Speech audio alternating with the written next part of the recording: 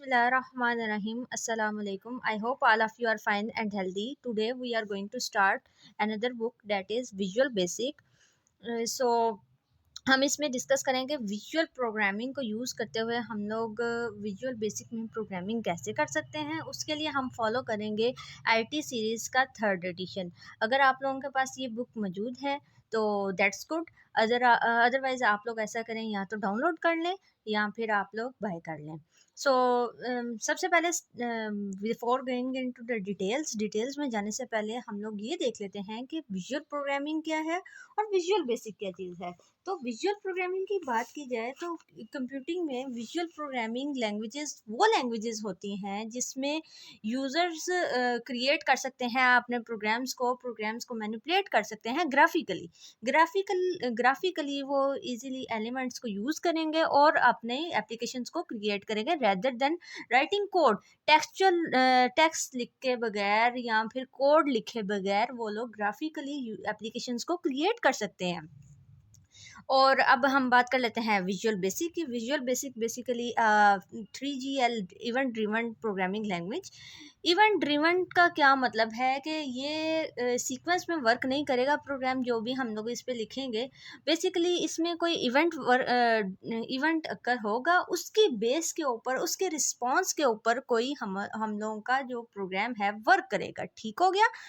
अब ये किसने इंट्रोड्यूस करवाई थी? ये माइक्रोसॉफ्ट ने इंट्रोड्यूस करवाई थी। इसकी काफ़ी ज़्यादा हिस्ट्री है, बैकग्राउंड है, वो भी हम लोग डिस्कस करेंगे। लेकिन बेसिकली जब फर्स्ट ये बहुत पहले की लैंग्वेज है, ठीक है। ताकि ये इंट्रोड्यूस क्यों किसके लिए करवाएगी? ये बिगनर्स के लिए इंट्रोड्यूस करवाएगी ताकि वो लोग इजीली प्रोग्राम्स को लर्न कर सकें या फिर कोड को लिख सकें और उसको यूज़ कर सकें। ये बहुत ज़्यादा इजीली हम लोग इसको यूज़ करते हुए हम लोग इजीली एप्लीकेशंस को क्रिएट कर सकते हैं। विंडोज़ एप्लीकेशन मान लें आपकी डेस्कटॉप एप्लीकेशंस आप लोग बड़े आराम से विजुअल बेसिक को यूज़ करते हुए क्रिएट कर सकते हैं। इससे पहले आप लोगों ने यकीनन पढ़ी होगी सी या सी प्लस प्लस लैंग्वेज। ऐसी लैंग्वेज थी जिसमें हम लोग कंसोल एप्लीकेशंस बनाते थे। ऑल्दो हम लोग विजुअल बेसिक को भी यूज़ करके हम लोग कंसोल एप्लीकेशंस बना सकते हैं, लेकिन इस बुक में, इस कोर्स में हम लोगों का ज़्यादा रुझान किस तरफ होगा कि हम लोग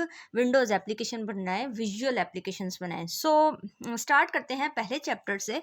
चैप्टर नंबर 1 है आपका इंट्रोडक्शन टू प्रोग्रामिंग। हम लोग कुछ बेसिक प्रोग्रामिंग के रूल्स पढ़ेंगे, उसके साथ हम लोग प्रोग्राम्स को देखेंगे, प्रोग्राम्स होता क्या है।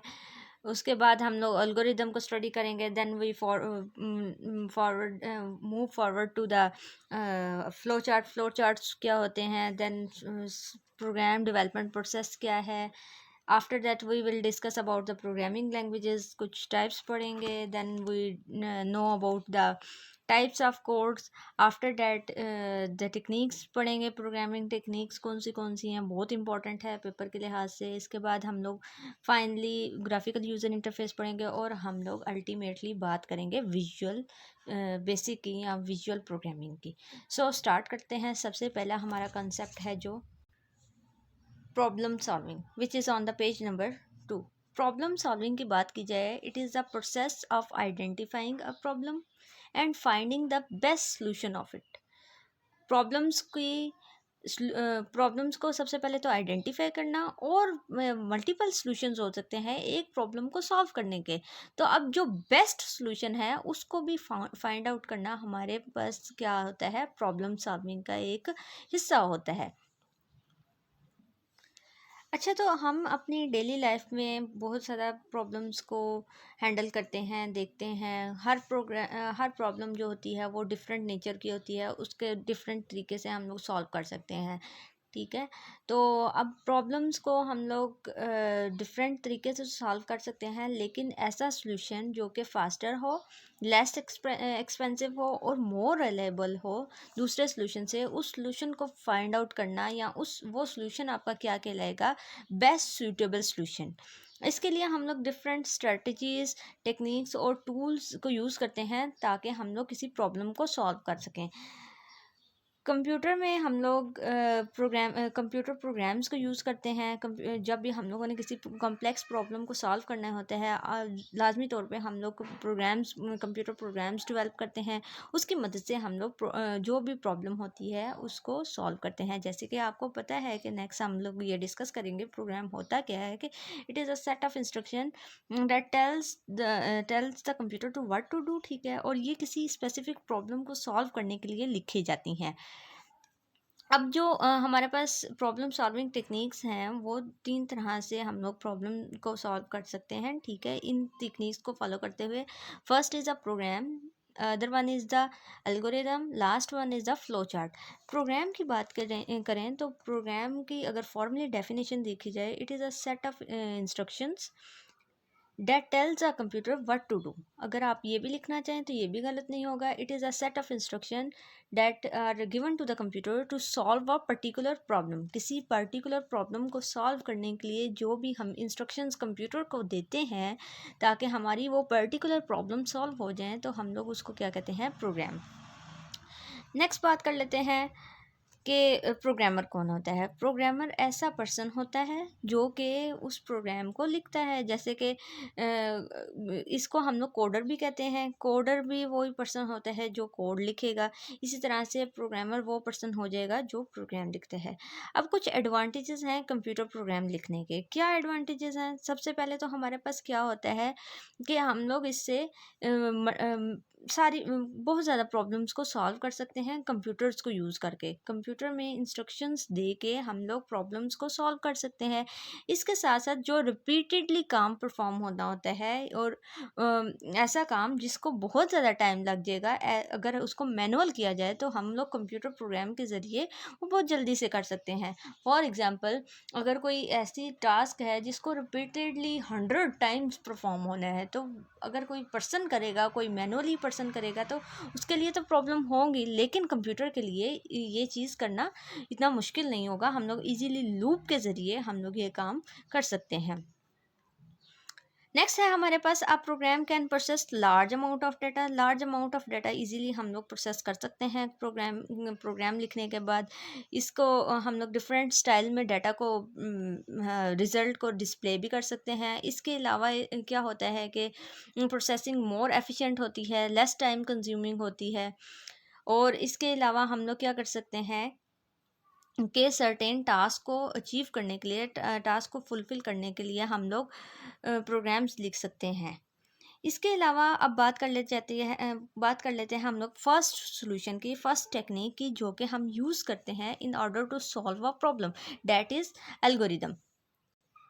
एल्गोरिदम या सूडो कोड। अब एल्गोरिदम क्या होता है? It is a step by step procedure to solve a problem. किसी प्रॉब्लम को सॉल्व करने के लिए हमारे पास स्टेप बाय स्टेप प्रोसीजर होता है।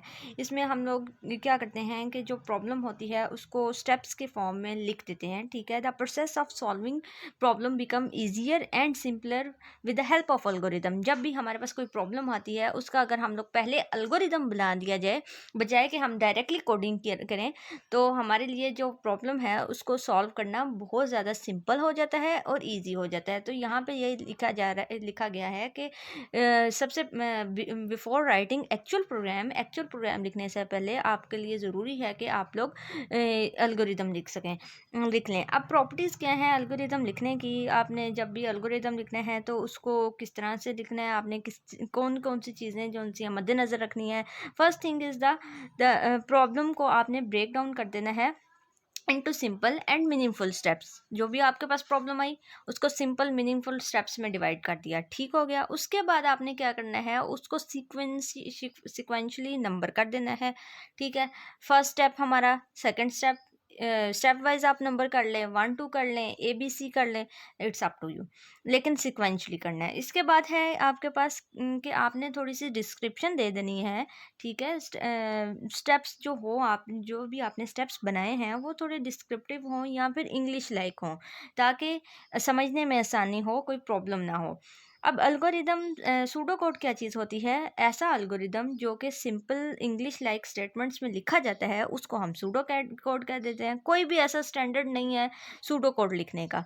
हम लोग सूडो कोड किसी भी तरीके से, जो भी पर्सन सूडो कोड लिख रहा है, वो अपनी मर्ज़ी से सूडो कोड बना सकता है। कोई ऐसा स्पेसिफिक स्टैंडर्ड नहीं है कि आपने वही फॉलो करना है तो आप लोग एल्गोरिदम या फिर सूडो कोड लिख सकते हैं।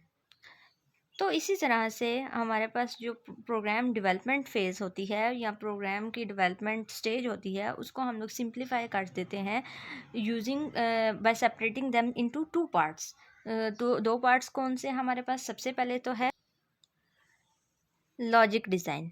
लॉजिक डिज़ाइन में हम लोग क्या करते हैं, simply without going to the इसके बारे में वरी होने के बगैर कि हम लोगों ने कौन सी लैंग्वेज यूज़ करनी है और जो हम लोग स्पेसिफिक सॉल्यूशन लिख रहे हैं वो कैसे इम्प्लीमेंट किया जाता है, हम लोग इसके बारे में सोचते ही नहीं है। हम लोग क्या करते हैं, सिंपल लॉजिक बनाते हैं, स्टेप बाय स्टेप हम लोग प्रॉब्लम को सॉल्व सीक्वेंस बना लेते हैं। जो भी प्रॉब्लम है उसको सिंपल स्टेप्स में डिवाइड कर लेते हैं, मीनिंगफुल स्टेप्स में डिवाइड कर लेते हैं और डिज़ाइन कर लेते हैं प्रोग्राम को। हम लोग लॉजिक डिज़ाइन कर लेते हैं प्रोग्राम की। लेकिन कोडिंग के फेज़ में क्या होता है, हम लोग प्रॉपर्ली जो एल्गोरिदम हमारा बन चुका होता है उसको हम लोग कन्वर्ट कर देते हैं प्रोग्राम में। यानी कि हम लोग किसी प्रोग्रामिंग लैंग्वेज को यूज़ करेंगे और उसको फिर हम लोग इंस्ट्रक्शंस लिखेंगे। ठीक हो गया? तो सिंपली जो हमारे पास सूडो कोड है वो अलो करता है ताकि प्रोग्रामर फोकस करें प्लानिंग के ऊपर, प्लानिंग करने पे फोकस करें। प्रोग्राम की हम लोग किस तरह से लिखेंगे, कौन से स्टेप्स होंगे, किस तरह का सॉल्यूशन होगा। लेकिन जो हमारे पास कोडिंग है इसमें हम लोग स्पेसिफिकली फोकस करते हैं प्रोग्रामिंग लैंग्वेज कौन सी यूज़ करेंगे और किस तरह से सॉल्व करेंगे। फॉर एग्जांपल हमारे पास एक सिंपल सी प्रॉब्लम है जिसमें प्रॉब्लम क्या है कि हम लोगों का दो नंबर्स को ऐड करना है, ठीक है, और उनका टोटल, उनका सम हम लोगों ने स्क्रीन पर डिस्प्ले करना है। तो सबसे पहले हम लोगों ने तो जब भी आपने एल्गोरिथम स्टार्ट करना है तो आपने स्टार्ट और एग्जिट लिख देना है या फिर आपने बिगन एंड एंड लिख देना है ताकि हमें पता चल जाए कि हम लोगों का जो एल्गोरिथम है वो स्टार्ट कहाँ से हो रहा है, एंड कहाँ पे हो रहा है। ठीक है, तो स्टार्ट, उसके बाद जाहिर है दो नंबर्स को ऐड करना है तो पहले मुझे दो नंबर्स यूज़र से लेने पड़ेंगे, ठीक है, इनपुट करवाने पड़ेंगे। तो इनपुट ए, इनपुट बी, उसके बाद उनको सम किया, टोटल किया, और ये भी हमारा एक स्टेप बन गया। देन हमारे पास नेक्स्ट स्टेप क्या आएगा कि उसका टोटल जो हमारे पास हो गया है उसको आपने प्रिंट कर देना है। इसके अलावा इसके साथ साथ आपके पास दो और एग्जांपल हैं एल्गोरिदम्स की, ये आपने देख लेनी है। अब बात कर लेते हैं हम एडवांटेजेस ऑफ एल्गोरिदम। एल्गोरिदम के क्या एडवांटेजेस हैं? सबसे पहला एडवांटेज तो ये है कि रिड्यूस कंप्लेक्सिटी को रिड्यूस कर दिया जाता है। यानी कि हम लोग ओवरऑल प्रॉब्लम को डिस्कस करते हैं, टास्क को डिवाइड कर देते हैं सिंपल टास्क में, और वो टास्क जो होते हैं सिंपल टास्क, ऑब्वियसली जो हम लोगों ने लास्ट टाइम एग्जांपल देखी है कि इनपुट है, इनपुट बी, देन हम लोगों ने ऐड किया, यानी कि वो स्टेप्स जो हैं बहुत सिंपल हो गए हैं, उसको इम्प्लीमेंट करना बड़ा आसान हो गया है। एल्गोरिदम में पूरा का पूरा हमारा फोकस होता है solving the problem rather than कौन सी प्रोग्रामिंग लैंग्वेज को यूज़ करके हम लोग सॉल्व करेंगे। ठीक है, इंक्रीज्ड फ्लेक्सिबिलिटी, इसका क्या मतलब है, जो भी हमने एल्गोरिदम लिखा है उसको हम लोग किसी भी प्रोग्रामिंग लैंग्वेज को यूज़ करते हुए हम लोग उस एल्गोरिदम को इम्प्लीमेंट कर सकते हैं। वो प्रोग्रामिंग लैंग्वेज विजुअल बेसिक हो सकती है, वो प्रोग्रामिंग लैंग्वेज जावा हो सकती है, या फिर वो हमारे पास सी प्लस प्लस हो सकती है। तो हम लोग क्या करते हैं कि जो एल्गोरिदम होता है उसको हम लोग प्रोग्रामिंग लैंग्वेज में कन्वर्ट करते हैं। इसके बाद हमारे पास क्या है, ईज़ ऑफ अंडरस्टैंडेबिलिटी, यानी कि हम लोग ओवरऑल पिक्चर हमारे पास सामने आ जाती है। इंग्लिश लाइक स्टेटमेंट्स में लिखा जाता है, चूँकि एक तो ये भी हमारे लिए प्लस पॉइंट होता है कि ज़रूरी नहीं है आप लोग इंग्लिश में भी लिख सकें, हम लोग किसी और लैंग्वेज में भी लिख सकते हैं एल्गोरिदम को, यानी कि आप उर्दू में भी लिख सकते हैं, ज़रूरी नहीं है इंग्लिश में लिखें। लेकिन एक इंटरनेशनल